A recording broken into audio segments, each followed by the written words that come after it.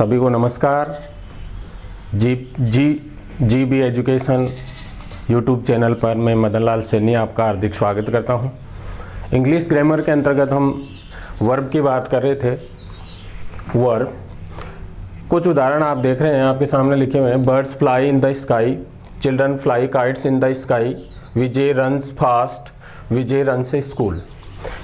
इन examples के बारे में पिछली क्लास में भी अपने बात की थी।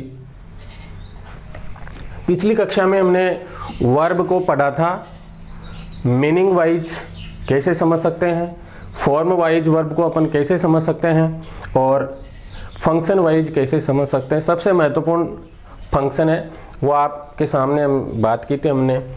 अब कुछ उदाहरण देखेंगे। इन उदाहरण को समझने से पहले हमने बात की थी कि वर्ब है ऑब्जेक्ट के आधार पर दो प्रकार की होती है, ट्रांजिटिव वर्ब और इनट्रांजिटिव वर्ब। इसके बाद में हमने बात की थी कि वर्ब है कोई भी हो वो ट्रांजिटिवली भी यूज हो सकती है और इनट्रांजिटिवली भी यूज हो सकती है। तो कुछ वर्ब्स तो ऐसी होती है जो ट्रांजिटिवली यूज हो और चाहे इनट्रांजिटिवली यूज हो, उनका मीनिंग चेंज नहीं होता है। कुछ वर्ब ऐसी होती है जो ट्रांजिटिवली यूज होने पर उसका अर्थ अलग होता है और इनट्रांजिटिवली यूज होने पर उसका अर्थ अलग होता है। देखो, इसमें समझने का प्रयास करते हैं। Birds fly in the sky, fly verb है, इसका अर्थ है उड़ना, पक्षी आसमान में उड़ते हैं। दूसरा एग्जाम्पल है children fly kites in the sky, fly verb है, इसका अर्थ है उड़ाना। यानी ये वर्ब इनट्रांजिटिवली यूज हुई है तो इसका अर्थ होता है उड़ना, और ये वर्ब है ट्रांजिटिवली यूज हुई, इसके बाद में ऑब्जेक्ट आया है, इसके बाद में एडवर्बियल आया है, तो ये इनट्रांजिटिवली यूज हुई है, उसका अर्थ है उड़ना। और इसमें ऑब्जेक्ट आया है, ये ट्रांजिटिवली यूज हुई है, इसका मतलब यहाँ है उड़ाना। बच्चे आकाश में पतंग उड़ाते हैं। इसी प्रकार बात करें अपन विजय रन्स फास्ट, ये रन्स वर्ब है और इसके बाद में ये फास्ट है, ये एडवर्ब है, तो ये रन वर्ब है वो इनट्रांजिटिवली यूज हुई है, इसका अर्थ है दौड़ना। विजय तेज दौड़ता है। अगला एग्जांपल बात करें, विजय रन्स ए स्कूल, ये जो वर्ब है इसमें ये ऑब्जेक्ट है, तो ये वर्ब है वो ट्रांजिटिवली यूज हुई है और यहाँ इसका अर्थ बदल जाता है। इसका मतलब यहाँ चलाना या संचालित करना। विजय स्कूल संचालित करता है। अब हम आगे बात करते हैं।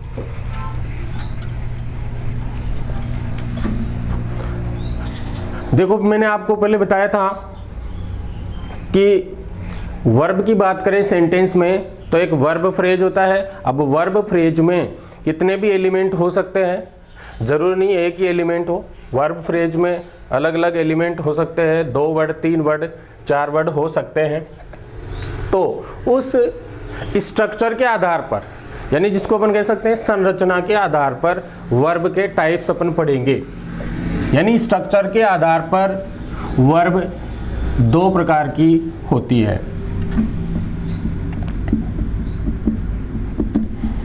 फाइनाइट वर्ब एक है, फाइनाइट वर्ब, और दूसरा टाइप है non finite verb.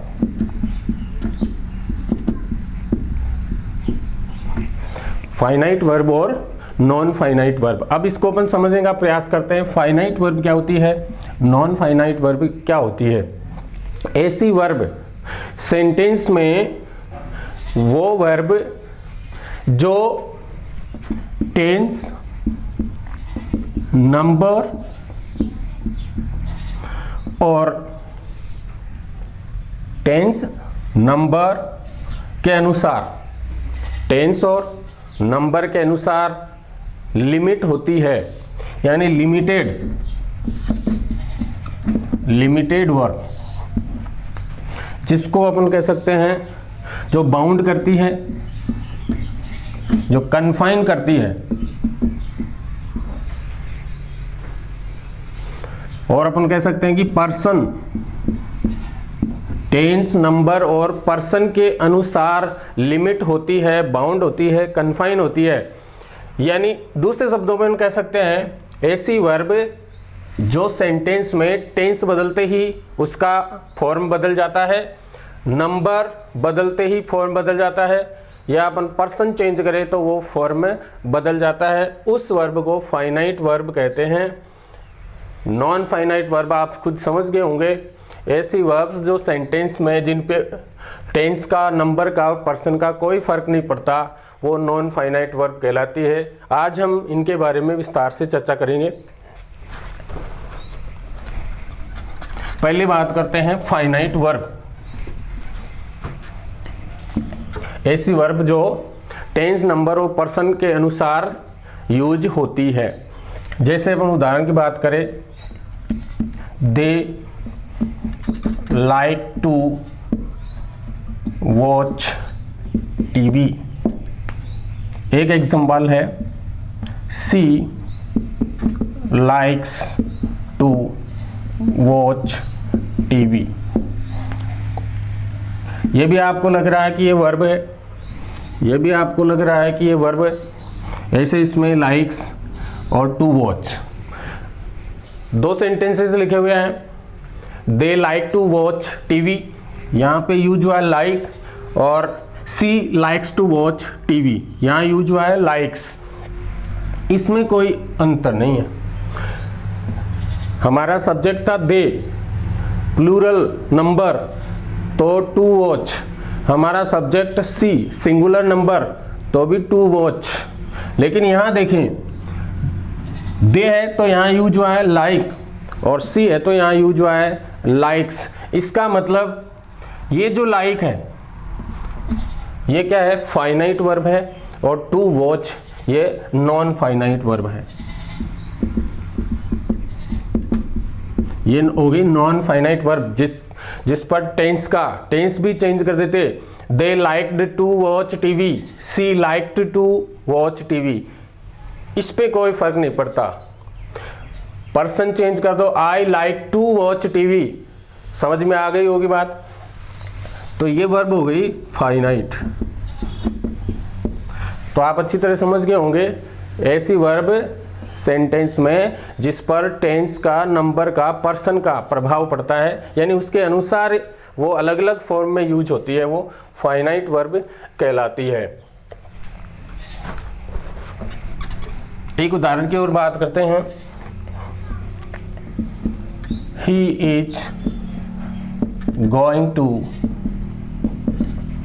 The market. Children are going to the market. ये देख रहे हैं आप, इस सेंटेंस में he is going to the market, going है, children are going to the market, going, इसमें भी going है, इसमें भी गोइंग है, यानी इस पे पर्सन का कोई फर्क नहीं पड़ रहा है, नंबर का कोई फर्क नहीं पड़ता, टेंस का कोई फर्क नहीं पड़ता, वो नॉन फाइनाइट होती है। वो तो आप समझ गए होंगे। अब देखो, ये ही सब्जेक्ट था, सिंगुलर नंबर तो इज का यूज हुआ, चिल्ड्रन सब्जेक्ट है, प्लूरल नंबर तो आर का यूज हुआ, यानी ये जो वर्ब है ये फाइनाइट वर्ब कहलाती है। तो आप उदाहरण से अच्छी तरह से समझ गए होंगे। अब बात करते हैं अपन forms of verb. Forms of verb,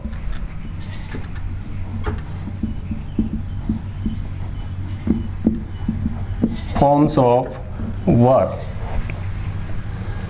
हर वर्ब की 5 फॉर्म्स होती है, 5 फॉर्म होती है, जिनको अच्छी तरह से आपको समझना होगा, बहुत ही आपके लिए उपयोगी रहेगा। एक बार शॉर्ट में मैं लिख देता हूं।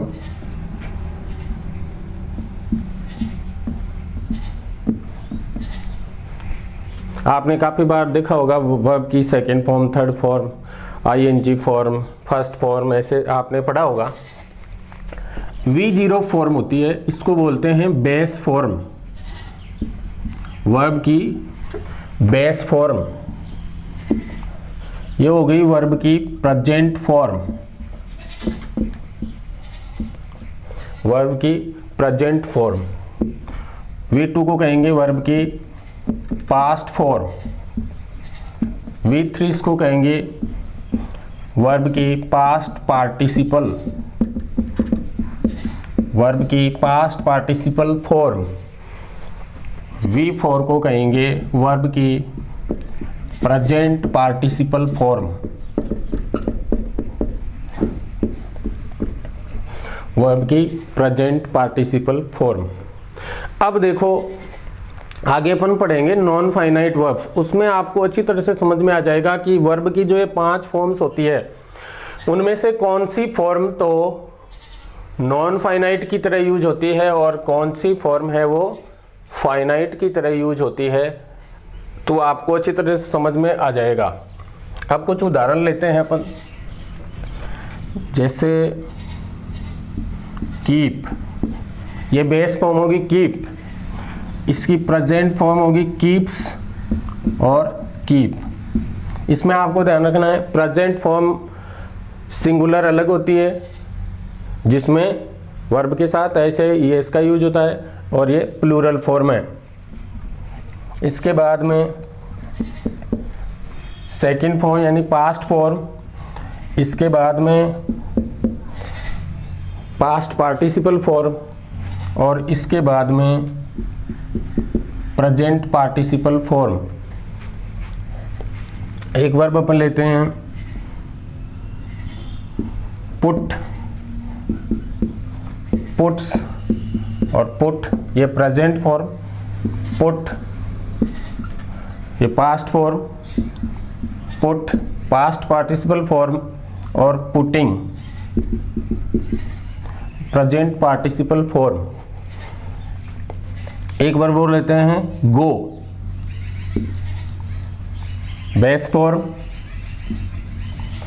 गोज प्रेजेंट फॉर्म, गो इसकी प्लूरल फॉर्म प्रेजेंट की, went past form, gone past participle form, और गोइंग प्रेजेंट पार्टिसिपल फॉर्म। अब इसके ऊपर लिख रहा हूं मैं,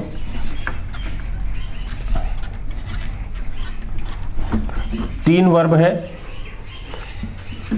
तीन वर्ब ऐसी है जो इंग्लिश में बहुत ही महत्वपूर्ण है। वो वर्ब मेन वर्ब भी होती है और हेल्पिंग वर्ब का भी काम करती है, उनकी फॉर्म याद रखना बेहद ही जरूरी है। डू बेस फॉर्म, डज और do present form, did past form, done past participle form, और डूइंग प्रेजेंट पार्टिसिपल फॉर्म। इसके बाद में be base form, is, am और आर ये प्रेजेंट फॉर्म, वॉज और were past form, been past participle form, और being ये present participle form. एक है हैव, ये बेस फॉर्म, हैज और have present form, had past form, had past participle form, और हैविंग प्रेजेंट पार्टिसिपल फॉर्म।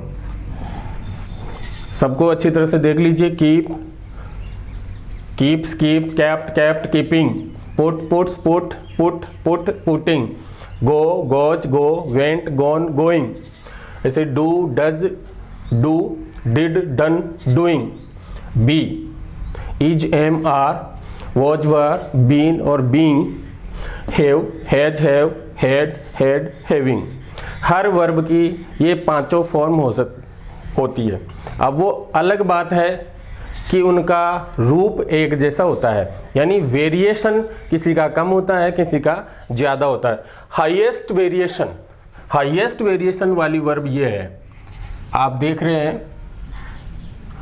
तो highest verb variation वाली verb कौन सी है? बी। ये इंपॉर्टेंट क्वेश्चन है आपको और बहुत ही महत्वपूर्ण है। देखो 1 2 3 4 5 6 7 और 8 वेरिएशन लेती है। सबसे ज़्यादा वेरिएशन वाली वर्ब है बी, इसमें अपन देखें 1 2 ये सेम है, 3 4 5 वेरिएशन लिया। इसमें अपन देखें 1 2 3 4 वेरिएशन। इसमें देखें 1 2 3 4, इसमें देखें 1 2 3, इसमें देखें 1 2 3 4 5। यानी कोई वर्ब तो वेरिएशन 3 प्रकार से, कोई 4, कोई 5 और कोई 8। यानी किसी वर्ब की 3 फॉर्म हो सकती है, फॉर्म तो 5 होगी लेकिन उनका रूप देखने में 3 प्रकार से, कोई 4 प्रकार से, कोई 5 प्रकार से, और जो बी वर्ब है जो हाईएस्ट वेरिएशन लेती है वो 8 प्रकार से होती है, जो आपके सामने दिख रही है।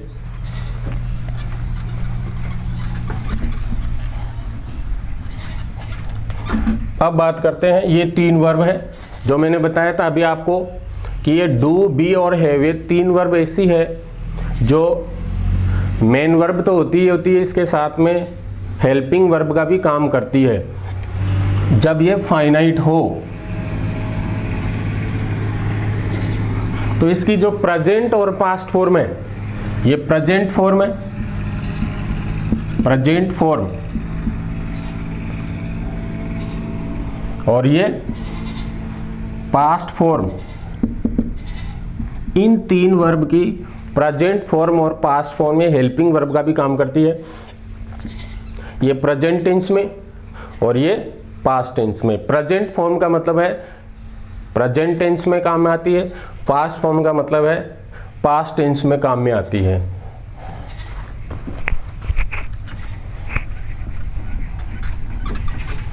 आगे बात करते हैं। Mister Bajia is a doctor.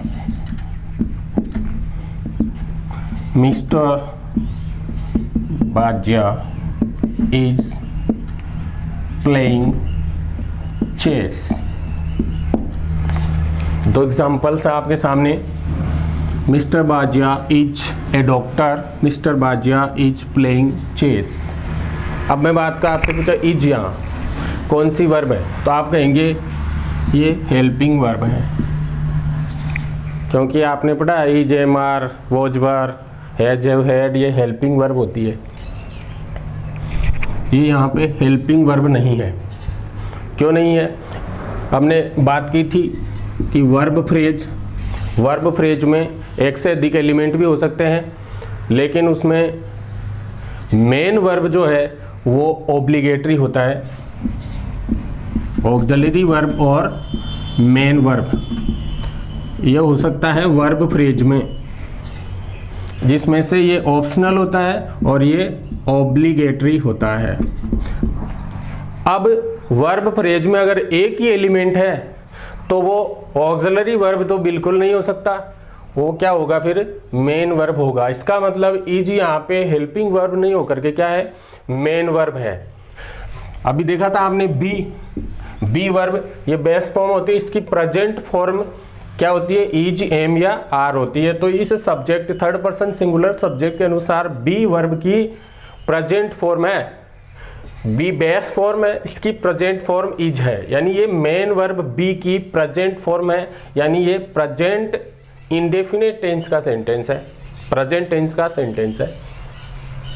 अब देखो इसमें mister Bajia is playing chess, इसमें वर्ब फ्रेज में कितने एलिमेंट है?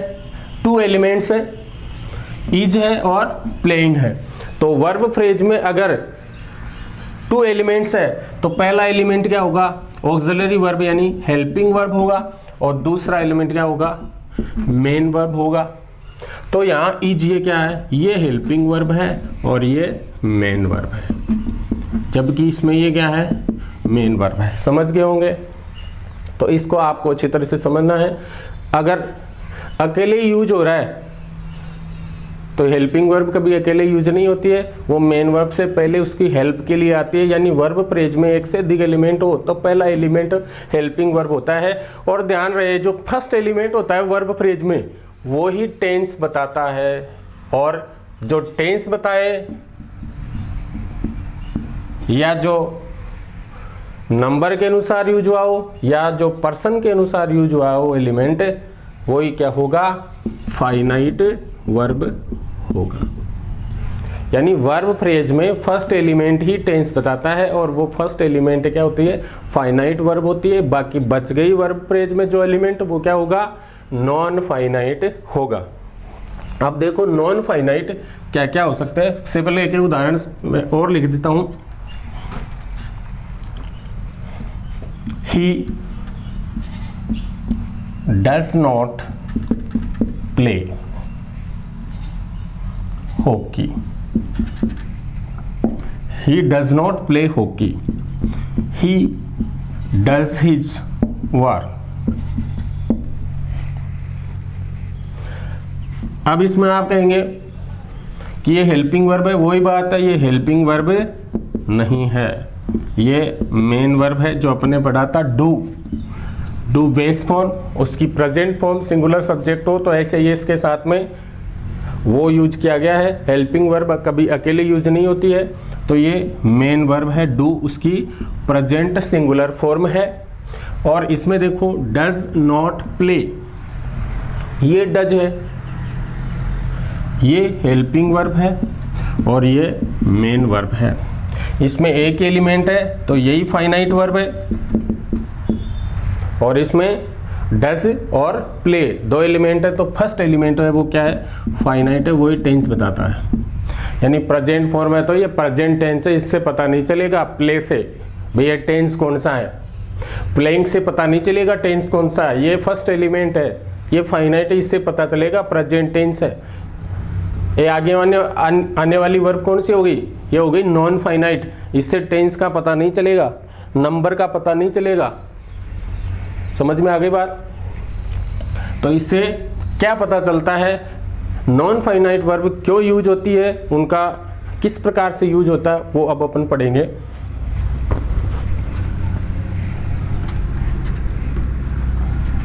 नॉन फाइनाइट वर्ब्स अब अपन पढ़ेंगे non finite verbs. Non finite verbs तो तीन प्रकार की होती है, जिरंड, दूसरा प्रकार है पार्टिसिपल, और थर्ड टाइप है इन्फिनेटिव। ये तीन प्रकार की होती है नॉन फाइनाइट वर्ब्स, जो सेंटेंस में टेंस नहीं बताती है, नंबर के अनुसार यूज नहीं हो सकती है, और पर्सन के अनुसार नहीं होती है। इनका अदर फंक्शंस होता है, तो वो इनके क्या क्या फंक्शंस होते हैं वो अपन चर्चा करेंगे। सबसे पहले अपन बात करते हैं जिरंड। अब देखो जिरंड क्या होती है, वर्बल नाउन, इसको कहते हैं verbal noun.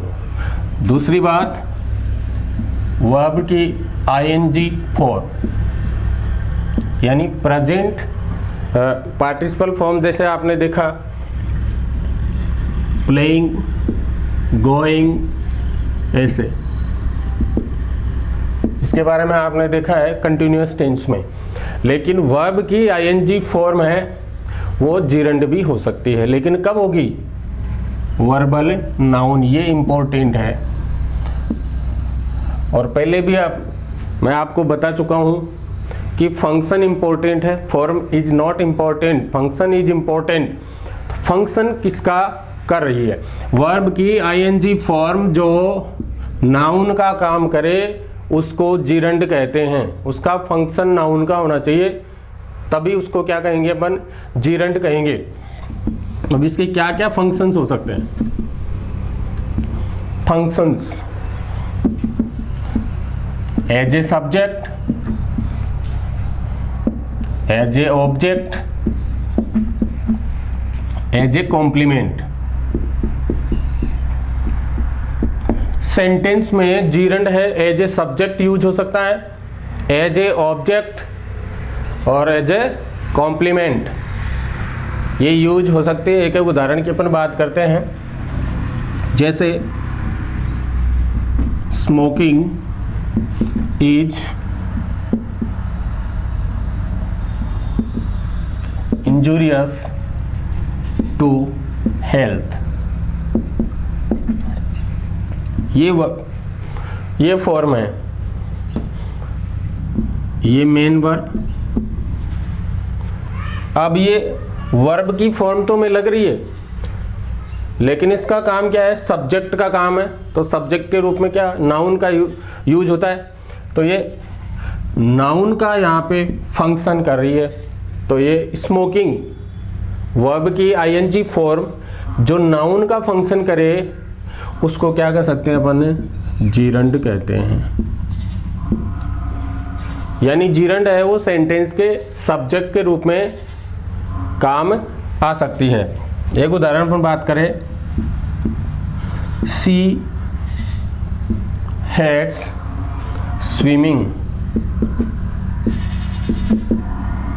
She hates swimming, ये सेंटेंस का सब्जेक्ट है, ये वर्ब है और ये ऑब्जेक्ट है। वर्ब की आईएनजी फॉर्म जो एज एन ऑब्जेक्ट काम आए सेंटेंस में, उसका फंक्शन ऑब्जेक्ट का हो तो भी वो क्या कहलाती है, जीरंड कहलाती है। ये ध्यान रखना है, फंक्शन इंपॉर्टेंट है, फॉर्म इंपॉर्टेंट नहीं है, क्योंकि यही फॉर्म किस में आएगी, प्रेजेंट पार्टिसिपल फॉर्म होती है, वो भी वर्ब की आईएनजी फॉर्म में होती है, लेकिन उसका फंक्शन अलग है, इसका फंक्शन अलग है। ये अगर एज ए सब्जेक्ट आए यानी नाउन के रूप में, एज एन ऑब्जेक्ट यानी नाउन के रूप में, और कॉम्प्लीमेंट नाउन भी हो सकता है और कॉम्प्लीमेंट एडजेक्टिव भी हो सकता है, लेकिन कॉम्प्लीमेंट के रूप में नाउन हो तो वो जीरंड कहलाती है।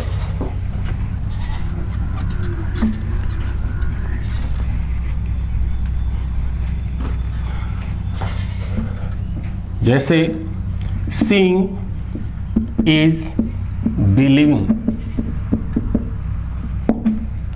ये सब्जेक्ट है, ये वर्ब है और ये ऑब्जेक्ट है। ये भी वर्ब की आईएनजी फॉर्म जो सब्जेक्ट का काम करे यानी नाउन है, तो ये भी क्या होगी, जीरंड। ये जीरंड फॉर्म है। ये ऑब्जेक्ट का काम करे यानी ये भी नाउन है, ये भी क्या होगी, जीरंड फॉर्म है, सॉरी कॉम्प्लीमेंट।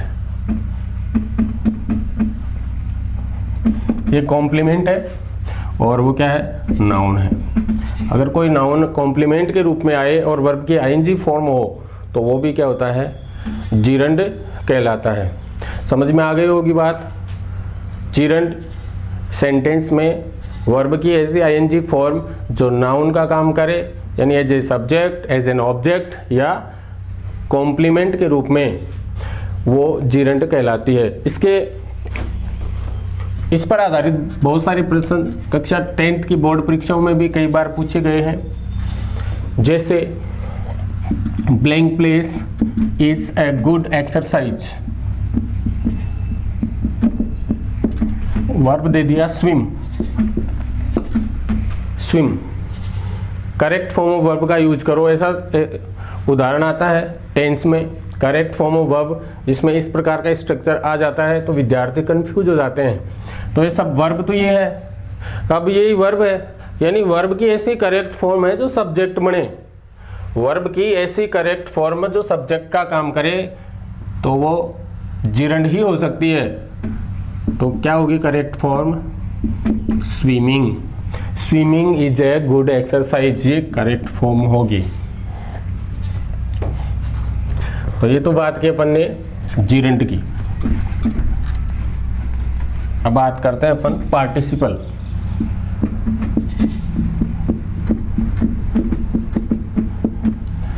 पार्टिसिपल दो प्रकार के अपन पढ़ेंगे, प्रेजेंट पार्टिसिपल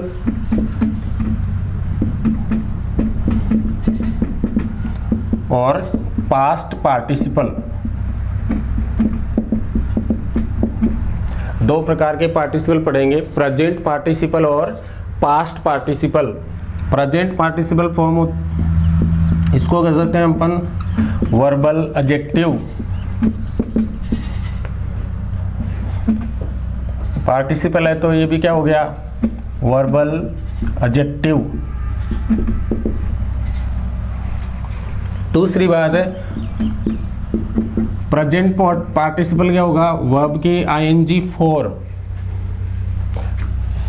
पास्ट पार्टिसिपल होगा वर्ब की थर्ड फॉर्म, V3 फॉर्म,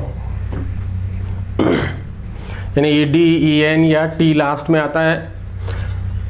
लेकिन फंक्शन क्या है भाई, जीरेंट का फंक्शन तो क्या था, नाउन का फंक्शन था, और पार्टिसिपल है इनका फंक्शन क्या है, लिखा हुआ है एडजेक्टिव का। तो वर्बल एडजेक्टिव, वर्ब की आईएनजी फॉर्म जो एडजेक्टिव का काम करे वो प्रेजेंट पार्टिसिपल कहलाता है। वर्ब की थर्ड फॉर्म जो एडजेक्टिव का काम करे वो पास्ट पार्टिसिपल कहलाता है। इसके अलावा भी इनके क्या क्या फंक्शन है उसकी अपन बात करते हैं। यानी प्रेजेंट पार्टिसिपल की पहले बात करते हैं। वर्ब की ING form present participle, present participle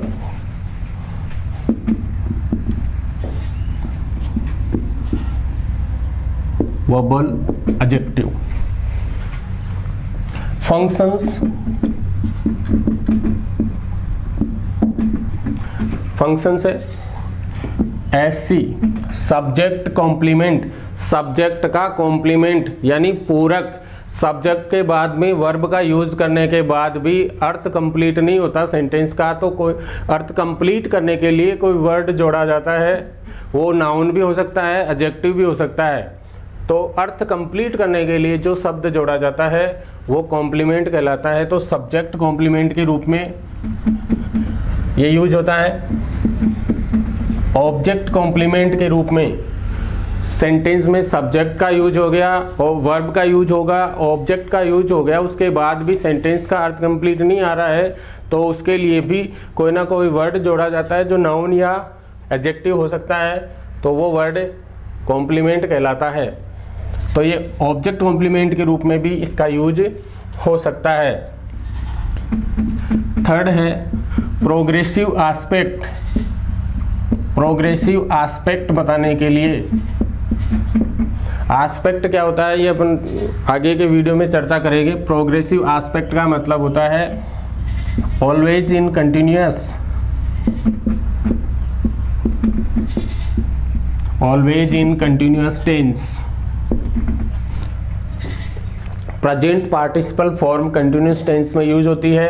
present participle form object के कॉम्प्लीमेंट के रूप में यूज हो सकती है और वर्ब की आईएनजी फॉर्म सब्जेक्ट के कॉम्प्लीमेंट के रूप में यूज हो सकती है जहां वो एडजेक्टिव का काम करे, यहाँ एडजेक्टिव का काम करे। उदाहरण से समझने की कोशिश करते हैं।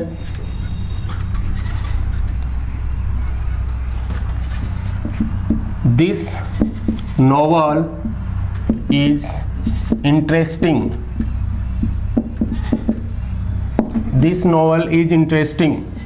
अब ये वर्ब फ्रेज यही है, आप ऐसे सोचे वर्ब इज एम आर ये हेल्पिंग वर्ब है और ये वर्ब की आईएनजी फॉर्म है। इस सेंटेंस में ये नहीं है। वर्ब फ्रेज का ध्यान रखना होगा। वर्ब फ्रेज यही है जिसमें एक ही एलिमेंट है, यानी ये मेन वर्ब बी की प्रेजेंट फॉर्म है और ये जो है ये इंटरेस्टिंग द नॉवल के लिए यूज हुआ है, यानी सब्जेक्ट के लिए ये कॉम्प्लीमेंट यूज हुआ है। ये सब्जेक्ट कॉम्प्लीमेंट है जो एडजेक्टिव का काम कर रहा है, यानी इसको क्वालिफाई कर रहा है। दिस नॉवल इंटरेस्टिंग है तो एडजेक्टिव का काम कर रहा है ये। इसका मतलब ये क्या हो गया, प्रेजेंट पार्टिसिपल फॉर्म। आगे बात करें अपन object complement. I saw him crossing the bridge. I saw him crossing the bridge, subject verb object आगे नहीं लिखें तो इसका अर्थ कंप्लीट नहीं होता है, तो ये ऑब्जेक्ट कॉम्प्लीमेंट है। तो I saw him crossing the bridge, ये ऑब्जेक्ट कॉम्प्लीमेंट है जो कि क्या है, प्रेजेंट पार्टिसिपल है, प्रेजेंट पार्टिसिपल फॉर्म। ये आप जानते ही है, ही इज प्लेइंग क्रिकेट, ये पूरा वर्ब फ्रेज है, इसमें वर्ब फ्रेज है, इसमें वर्ब फ्रेज है, वो क्या था, प्रेजेंट पार्टिसिपल कॉम्प्लीमेंट के रूप में, ये भी कॉम्प्लीमेंट के रूप में, और ये पूरा वर्ब फ्रेज है जिसमें फर्स्ट एलिमेंट ये है, ये सेकंड एलिमेंट है यानी मेन वर्ब है। ये क्या दिखा रहा है, प्रोग्रेसिव आस्पेक्ट दिखा रहा है, प्रोग्रेसिव आस्पेक्ट दिखा रहा है, प्रोग्रेसिव आस्पेक्ट दिखा रहा है। अब कुछ उदाहरण अपन लेंगे, 2-3 उदाहरण लेंगे और प्रेजेंट पार्टिसिपल फॉर्म और जेरंड फॉर्म में क्या अंतर होता है उसको समझने की कोशिश करेंगे।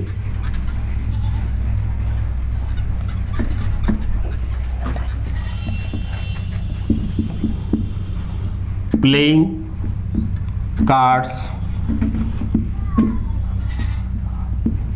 Are of good quality, playing cards are of good quality, playing cards is a pass time,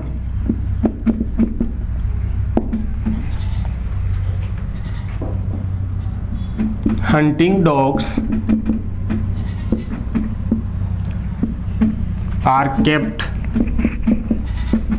by the hunters,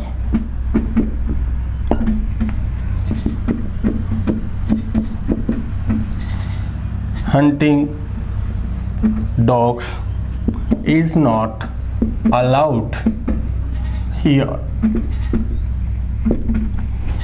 देखिए ये भी वर्ब के आईएनजी फॉर्म दिख रही है आपको, ये भी वर्ब के आईएनजी फॉर्म, इसमें हंटिंग, इसमें भी हंटिंग।